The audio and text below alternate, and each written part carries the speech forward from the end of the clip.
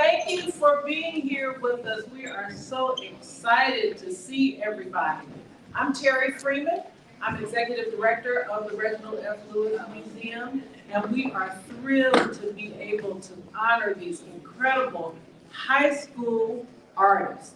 I'll tell you, I am just so impressed by the quality of the work that these young people have done. And I said this morning when we were on Fox 45, that what we see today is what we never see on the television. They never cover this sort of thing on the television. I did it on purpose, right? So they could catch me on film actually saying to them, y'all not doing what you should be doing. You should be here covering this today. So just let me let you know that we love you and we are so proud of you. And we know that one day y'all gonna come and say, since my artwork was first at the Reginald F. Lewis Museum, I would like to donate this to your collection, okay? So that's what we hope to see. This is our Juneteenth celebration and commemoration. And I call it both a celebration and a commemoration because it in fact was a celebration in 1865, in June, when those who were enslaved in Galveston, Texas were told, oh, by the way, 2.5 years ago, the president actually said that you all were free, but it took us 2.5 years to get to you. So it was a celebration for sure. But it's also a commemoration because we have to think about the fact that people, human beings, were enslaved. Human beings were property. Human beings were treated worse than animals. So for us to have a celebration of Juneteenth, we have to ask the question, why did we even ever have to have slavery, taking advantage of black bodies to be the workers for the ruling class, which were white people? So I don't ever want people to think of Juneteenth just simply as a celebration, because we have to ask the question. So 2.5 years post the Emancipation Proclamation, these enslaved people in Texas were told that they were free. What's important to recognize, though, about that emancipation was the Emancipation Proclamation was only for the Confederate states, okay? So if you were a state that had slaves and you were not a part of the Confederacy, the emancipation did not apply to you. Guess what state was not a part of the Confederacy and the emancipation did not apply? Can anybody guess? Maryland. Maryland did not free its slaves. Now, we were a border state, so there were both, in fact, there were more free blacks in Maryland than any place else in the country. But there were also enslaved blacks, and I can't even fathom what that must have been like, to be enslaved and see your brother or sister as a free person, and being free knowing that at any moment you could be enslaved. But they were not free until 1864. So Maryland's enslaved population was at least a year post the Emancipation Proclamation. So, just so we're clear, when people talk about, the emancipation, that was only for the Confederate states, and there were several slaveholding states that were not part of the Confederacy. That's my history lesson. That's all the history I'm giving. But I really do want to thank you guys for coming out, and we do think that here at the Reginald F. Lewis Museum, we want you to have some entertainment, but not without some education. So we want to do some edutainment as we are in this space today. Right now, we are here to talk about, like I said, these incredible artists that are a part of high schools in the state of Maryland. And I'm really pleased that we had 6 counties represented in this art show. and we had the city of Baltimore represented as well. Dr. Izetta Mobley, who is our Director of Interpretation, Collections, and Education, will actually lead this program and talk to you a little bit more about what we did a little differently this year for the high school Juried art show. But before that, I would like to bring up our partner, and that is Ms. Cheryl Voss from the MSEA, and that's the Maryland State Education Association. Cheryl.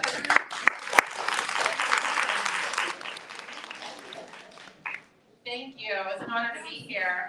My name is Cheryl Bost, and I'm a 4th and 5th grade teacher from Baltimore County, and I'm serving as the president for the Maryland State Education Association. And I'm here along with our vice president, Teresa Dudley from Prince George's County, and we are representing over 75,000 educators across Maryland. And we are so proud to be able to provide a financial award to the art contest winners. But I first want to say is we come together on Juneteenth, and I appreciated the history and, as you say, celebration and commemoration. We have to make sure that we are continuing to spread the word and share education about our history, a true and honest reflection of our history. We see throughout the country the whitewashing of our curriculum that is getting worse, book banning, so many other courses and opportunities are not afforded to students of color. And as part of the National Education Association, MSEA and our local affiliates fight every day here in Maryland. And I know many of you know, like me, this isn't just some far away place where our curriculum is under attack. It is right here in Maryland. We just had books up for banning in Montgomery County, Carroll County, the curriculum. So it's going to take all of us to continue to learn and share and use our voices to share the rich history of our country, even those that people want to ignore and push aside. We have to do that. That is our charge. And I commend the museum for taking a lead on that and being a gem here in Baltimore City so that we can learn. And I'm so excited there are so many children in the audience that can learn and continue to appreciate our history, again, a true and honest depiction of our history. So thank you for having us. We're happy to be in partnership with the museum, and we hope that, I know I'm going to go around and look at some of the exhibits. I hope that everybody else does too. Thank you.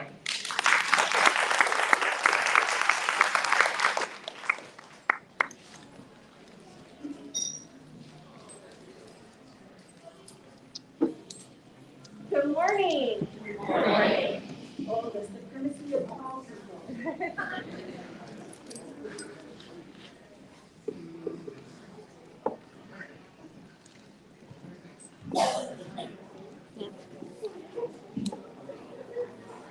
Okay. We are so thrilled to celebrate this incredibly talented group of young people who have participated in the 18th Annual High School Juried Art Show here at the Lewis Museum. My name is Izetta Autumn Mobley, and I serve as Chief Curator and Director of Interpretation, Collections, and Education at the Reginald F. Lewis Museum, and I'm delighted to serve under Juried Freeman as our Executive Director. For the past 18 years, the Lewis has showcased the talents of high school students in Maryland. This year, we expanded our work to include student curators who work in partnership with our curator, Imani Y. Haynes, and our exhibit designer, Jose Alvarado, to lay out the exhibition. Those student curators learned the fundamentals of what it means to curate. How do you select an art piece? How do you look at where it should go on the wall? How do you create a narrative or a theme for an exhibition? It's a reminder to all of us, or maybe some of us heard, when I said to my mom, I think I want to be an artist. Can you imagine what she said back? Choose something else. Artists don't make any money. I said, okay. Then I'll be a writer. That's not even better. She said, choose something else. Writers don't make any money. But it's a reminder that we are always creating art And particularly for our student curators, it's a reminder, and for our artists, that we can in fact build a career full of beauty and art. This year's theme, Black Futures, Black Imaginings, explores ideas of Afro-Futurism. In particular, the museum wanted to think about all of the ways that Black folks have dreamed out, built, and imagined our futures. Students developed a powerful manifesto that partners with the visionary voices of the young artists featured. And it reminds us of the infinite possibilities for Black people and for the world when we dare to dream of Black futures and Black imaginings. We are so very proud to host the 18th High School Juried Art Show and to be able to award students for their incredible, masterful work. We on staff are fighting over many of these pieces, so don't be surprised if you get approached to sell your work. We are so proud of your brilliance and your artistry.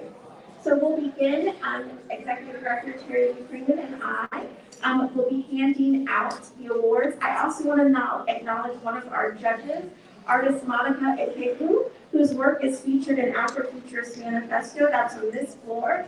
Monica Ikegwu was one of our judges. She graciously agreed to be one of the judges of the Juried Art Show, so that you as artists have been juried by someone whose work is featured in the Baltimore Museum of Art, who's been at the Venice Biennale, and who's of course been here at the Louvre Museum.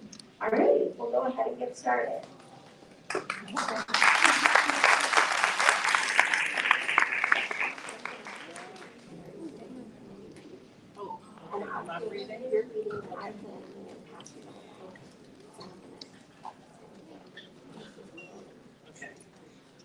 All right, let me apologize right now because I've already mispronounced Ms. Boast's name. Okay. So, in case I mispronounce your name, please count it to my head, not to my heart. First, we have Chloe Monroe.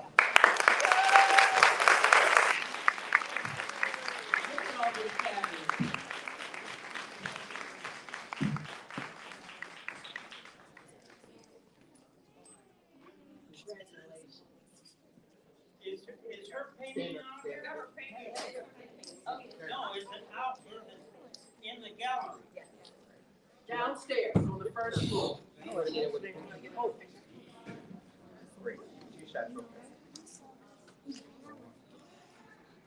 Perfect. Congratulations.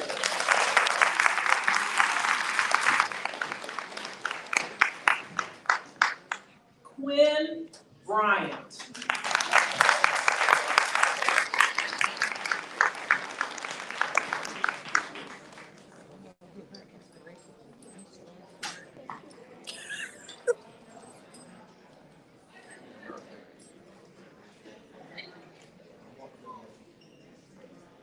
Thank you.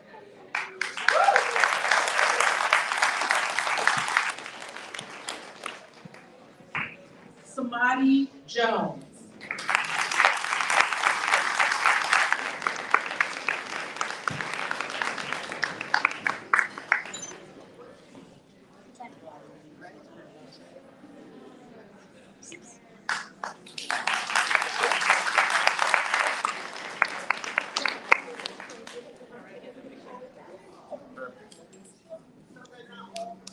One more time.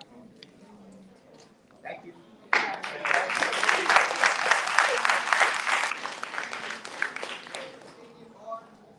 Sydney McDonald.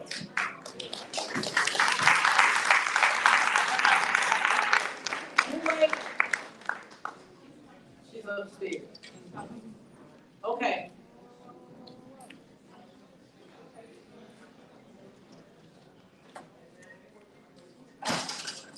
So we're so pleased that we are so full that everybody is sitting upstairs. This is fabulous. We really have it. I can't sing, so I'm not gonna sing. I can't tell jokes that are clean, so I'm not gonna tell jokes. Oh no. Here she comes. Here she comes. Sydney.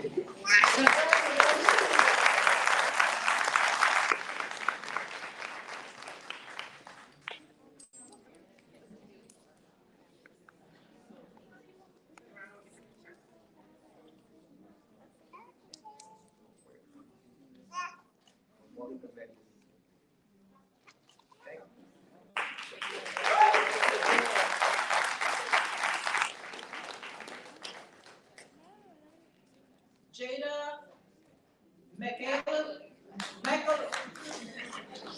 what's the last name? Macalilly.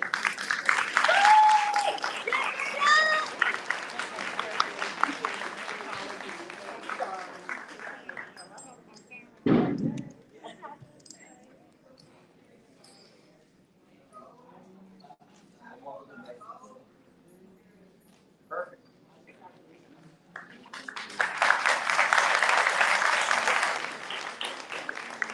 Okay, next we have Aaliyah Jangles. We're here out here. All right, we'll hold this on the side for Aaliyah.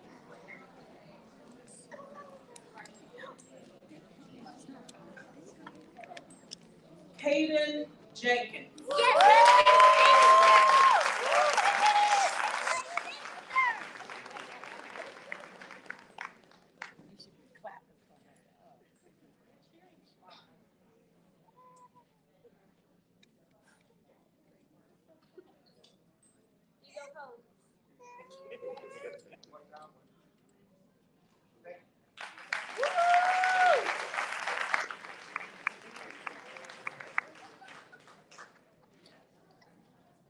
Next, we have Destiny Boyd.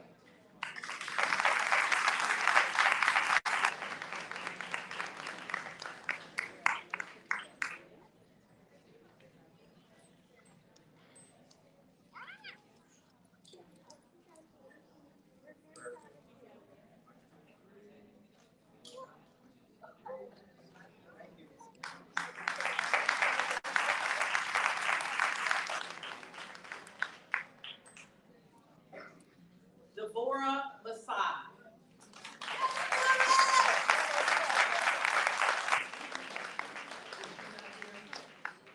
Devorah. Oh, here she comes. Take your time, take your time.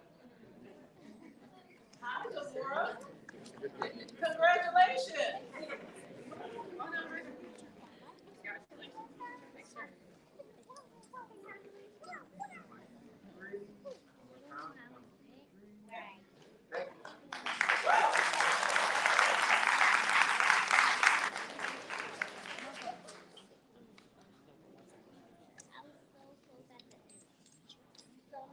And let me acknowledge that Superintendent Daryl Williams is here from Baltimore County Public Schools.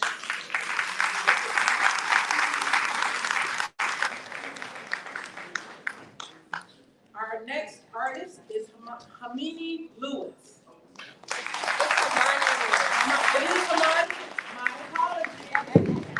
See, I told you, but thank you for correcting me. I appreciate it. Congratulations.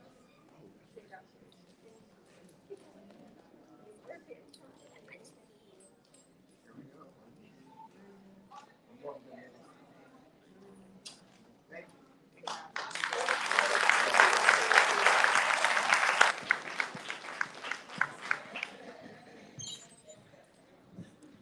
Hyla Marie Franklin.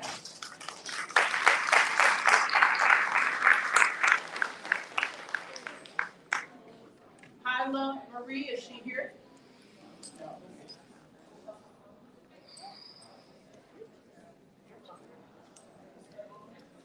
Jasmine Gedley.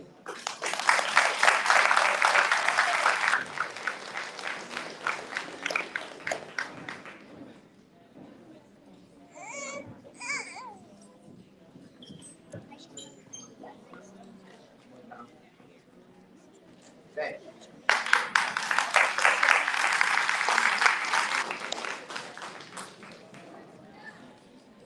Jordan Romano.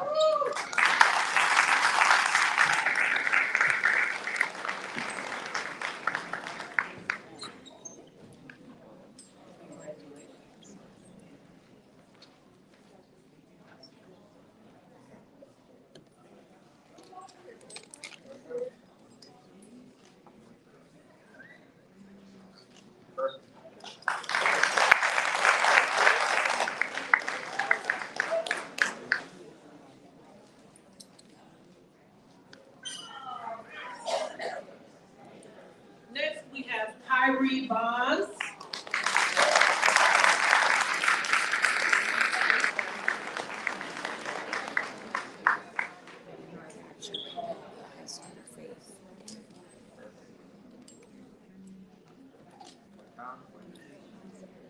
Thank you.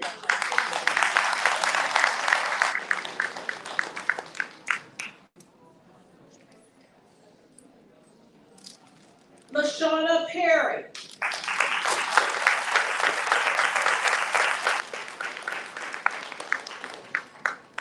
Is LaShawna here? Okay.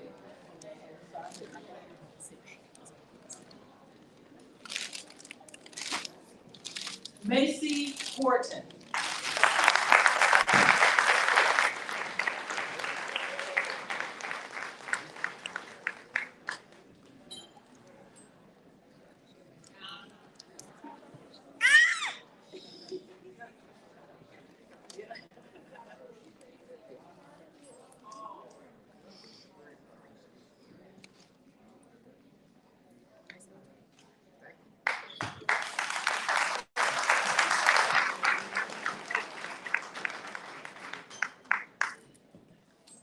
Micaiah Lancaster. Micaiah Lancaster.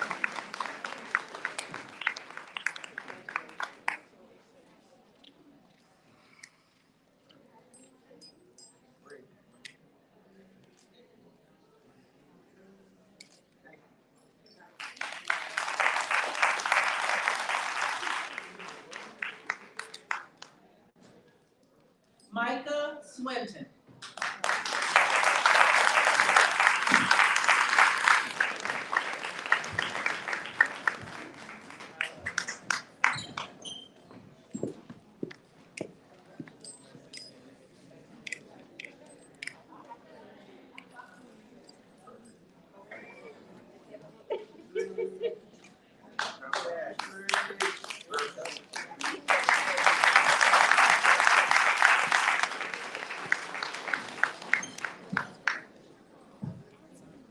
Nasir Robinson.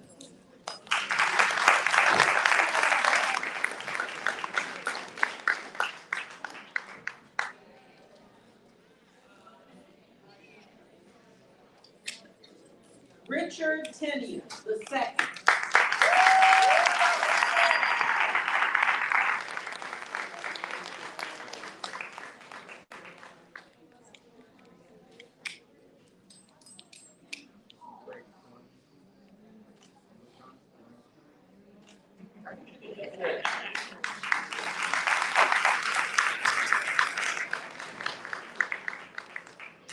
Sonia Grace.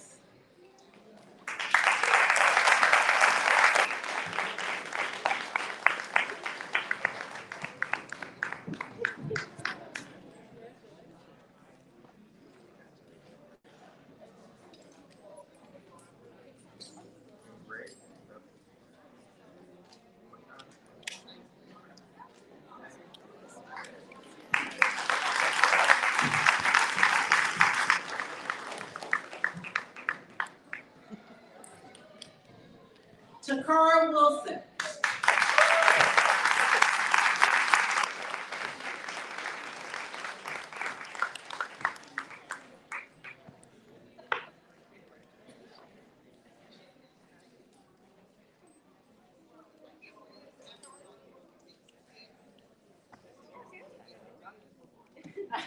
I should have hit those. Perfect. She's been here before. Thank you.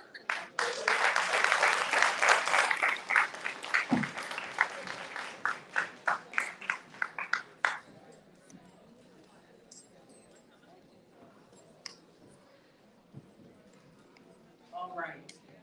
These two are our student curators, Judith Velch.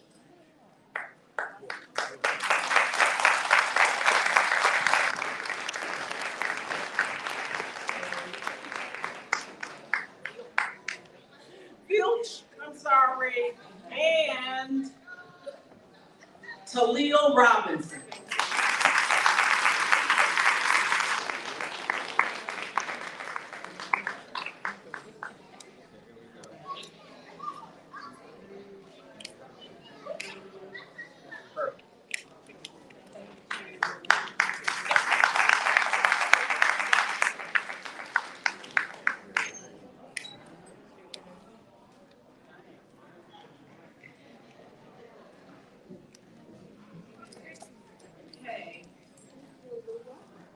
Ikiolua, Nalua, Adioye.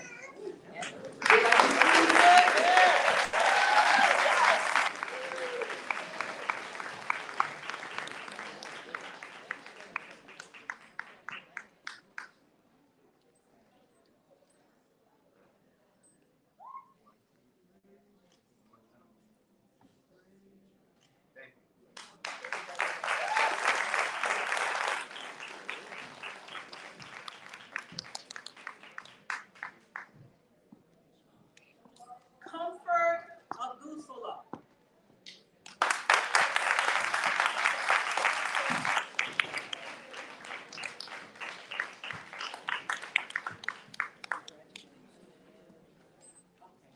It's Ogunsola.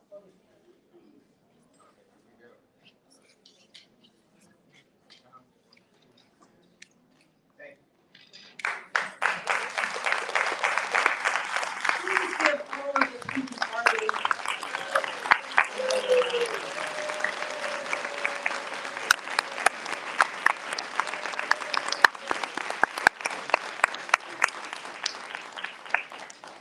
Congratulations. Did you see that incredible artwork? The talent is amazing. If you haven't been able to do so yet, please make sure to go downstairs and be in the room with all of this incredible art.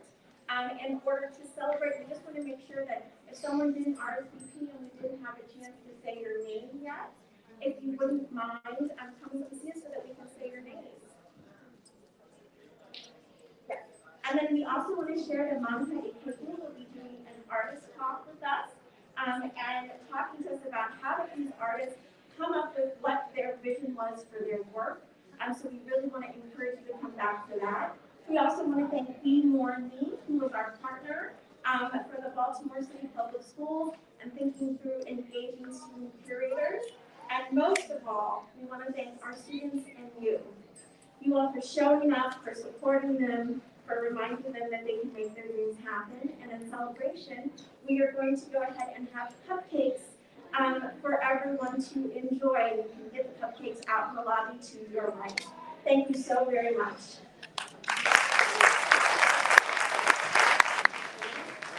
Little slight change. We're actually going to have the artist talk right now. Sorry. That's okay. And then you can enjoy your cupcakes and check out the exhibition downstairs. So just give us a second to get that up. Thank you. Thank you.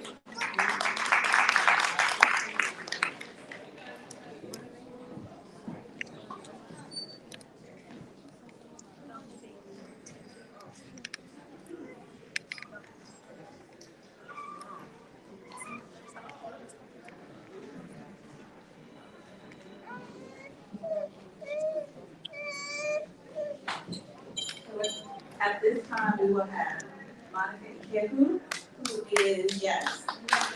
She is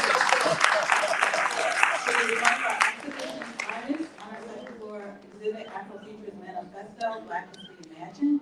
She also is a former high school student years ago at George Washington Conference Center. So you have an alumni with you.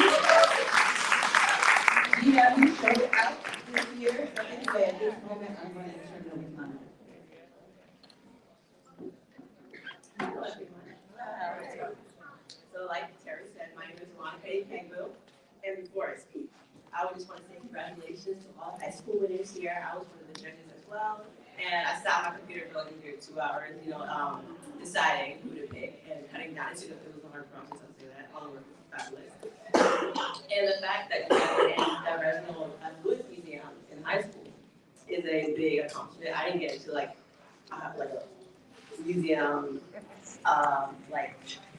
until like college. So like you're way ahead of me. So that should be that's your resume right now. Okay, so for me, like I said, my name is Monica Ikegwu, and I'm a Baltimore-based figure painter. Up here in my work. So it's also featured in the gallery here as well. This is one. So I started painting at the age of like 15. Like I said, I also went to George Washington Carver Center. So I've been painting for about 9 years now. I'm currently 24 years old. After going to Carver, I went to MICA, which is Maryland Institute of Art, which is a school in Baltimore City, and it's located on North Avenue. And then after that, I went straight into grad school at the Juried Academy of Art, which is a 2-year program, and I graduated last May. But I will say that. Congratulations.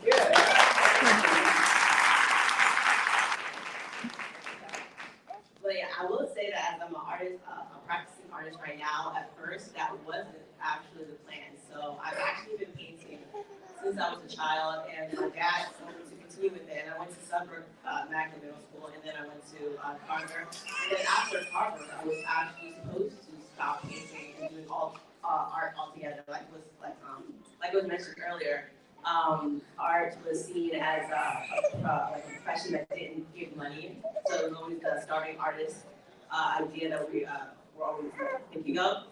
And my family, my parents are Nigerian, so it's a very logical way of thinking, engineer, doctor type thing.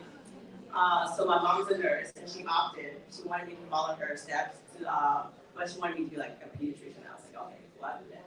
And then my dad, he's more of a person who would work with his hands and say, use the gifts that you have to make you like money to like, provide for yourself.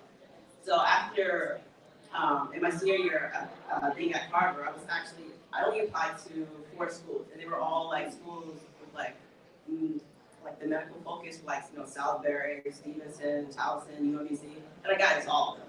And I was gonna choose one of them. And then my dad was actually out of the country. He was in Africa traveling, and the deadline for like college applications were closing. And he called me, and he was like, "Monica," and I was like, "Yeah." He was like, "Did you apply to that one art school, Micah?" And I was like, "No, I didn't." He was like, "Are you going to?" And I was like, "No."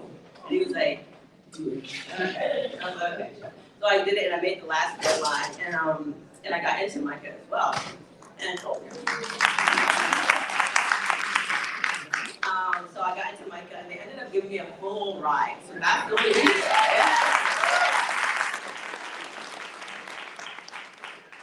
So that's the reason primarily where I went there, because the other schools were being stingy and they needed money. So that's why I went to Micah, and that's why I continue with it. And while I was there, I was still confused. I went undecided because I didn't know what I was going to do, because the mentality of being a starving artist is still, ingrained into my head. And my mother was like, "Do graphic design. I've heard there's money there." And I was like, "Okay." And then I had one teacher. He saw like my work and like the freshman courses, and he was like, "No, switch to painting. Just like declare painting." And I was like, "Well, my mom said." But he was like, "No, just do painting." I was like, "Okay." And then I did painting against my mother's wishes. And then from there, it really took off. The more I did it, and I got recognized by galleries. I was actually signed to a gallery in my junior year of college, which was relatively early, like 2020, like 21. And that was the first one, so my first gallery was signed when I was a junior, and I got signed for my second one in my senior year of college, so that's a good time. And then from there, so yeah, that was all before I graduated. So I graduated when I was 21. So by 21, I had signed with 2 galleries, and yeah, and then after that, I went straight to grad school, and from there, it kind of took off. And I've had shows internationally and in Baltimore and around the nation as well. But I will say that that journey didn't start in college, but it started when I was in high school. So like the same area that you guys are starting out now, that's what led me to get to the point that I'm at like right now.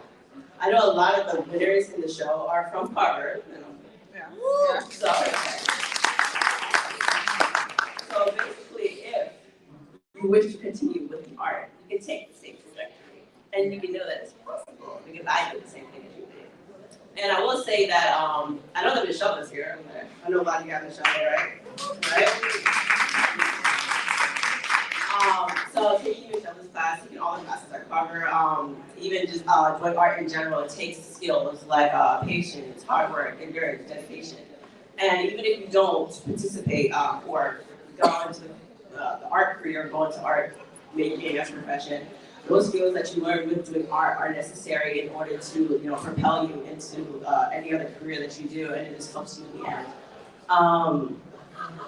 let me see. Yeah, those are just qualities that just help in other areas of your life, even if you don't proceed to do art in the future. But even if you do it, art isn't just something that you just do as a hobby, but it develops character, it gives you patience, determination. You learn how to say no. You learn how to you learn how to manage your time. And doing art is just while it brings out creativity, it also builds you as a person as well. And I will say that a little piece of advice. I saw the work in the gallery. Beautiful. Okay. But they're all different in their own way. And you guys saw it as well on the screen. And they're all different, but the differences is what makes the work great. So for me, the way that you see the examples up there. In school, let me tell you, so we're referenced to paint kind of like we're told a lot about like the old masters and how they painted with like layering and like the blurred edges and like the dark background and then all those colors. And I really couldn't paint like like a Caravaggio or like a Rembrandt, but and I painted very hard edge and I outlined everything. But going through college and even grad school, it was looked down upon, and they told me like what are you doing? And I was like, that's just the way I paint. She's like, no, you should change it, fix it a little bit. But the one thing I got called a lot in college was stubborn because I didn't want to change. So sometimes it's good to be stubborn. So I would say with your work, don't adhere to what you think is always popular or what will be seen in a good light. When you make your work, the right people who will admire it will eventually just flock to you. Don't try to create your work in a way that you think people will be drawn to. Like I said, the way that I work in college wasn't looked at favorably upon, but the more that I did it, the more people noticed how different it was, and it had the same style to the point where if somebody saw it, like hanging on the wall, without even reading, they know like, oh shit, that's Monica's right there, and the thing that made me different is the thing that I'm now known for and what people appreciate. So I would just say to don't conform to what you think everybody else is doing, but stick to what you do best, and eventually you will adapt a portfolio of work that people can attribute to your name, and a group of people that admire it will flock to you as well, and they will appreciate your difference, and that the fact that you don't look like anybody, your work doesn't look like anybody else's, and that stands out. And I will say that while you're in high school, you may seem like you're young, but this is the perfect age to get ahead and to propel your future.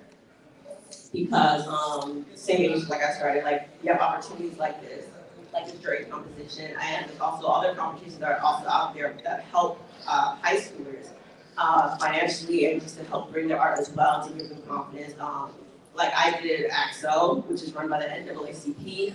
And it's like a competition. They do it over the summer for high school students in STEM and art and dance and theater.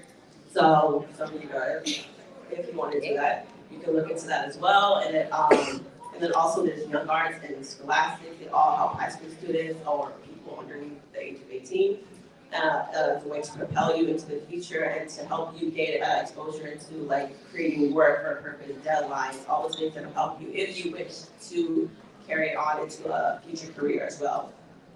And I would say that age does not determine your capability. I'm relatively young in the art field, and a lot of the artists that I work with are probably in their upper 30s, 40s, so I'm 24, relatively young with them. So the galleries that I work with, they do take a risk on me because I'm young, because the idea that young people aren't responsible, don't have what it takes, aren't are working, that's not true at all. It's not. Because me being 24, I still work with a lot of artists that are much older than me, but I still create just as much work as them. I meet the deadlines. I do anything that they can do. But I would say that you may be young, but you have the same capability that other artists have right now. You just need to tap into it and then be dedicated and then stick with it, and in the end, you make it. And I will say, I don't know, I'm about to close up that. Is it good timing? Okay. So as encouragement, I would say that from what I've seen, you guys all have the capability to do great. The work is amazing. If you look at me as an example, just know that you can make it as well. As long as you stay focused in the end, you work, you do what you gotta do, you know, keep your head focused on your goals and you will do well.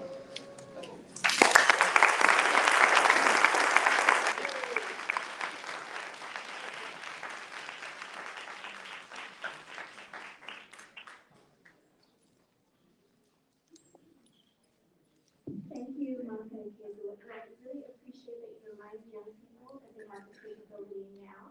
Often we hear young people are our future, but young people are also our now. And the artwork that we just saw is such a reminder about what young people see in the now. So I hope you as young people feel empowered and reminded of your power, capacity, and, you know, it could be that maybe you have a parent like mine who says choose something else. And it's a reminder from Monica Ikegwu that you can choose art. You should have backup too. So I'm older, I'm like, I get it. But you can choose art, and art can be your backup too. It's a beautiful, beautiful thing to make art and to live in your full self as an artist, which Monica shows us you can in fact do. So, I'd like to let you know that there is a curator tour with Monica Ikegwu, the curator of the Lewis, at 12:30, so that you can see the Afro Futurist Manifesto exhibit where Monica Ikegwu's work is. You can also join us for cupcakes so that we can celebrate your great work right to the right of the lobby. Thank you so much for joining us, and congratulations to our students.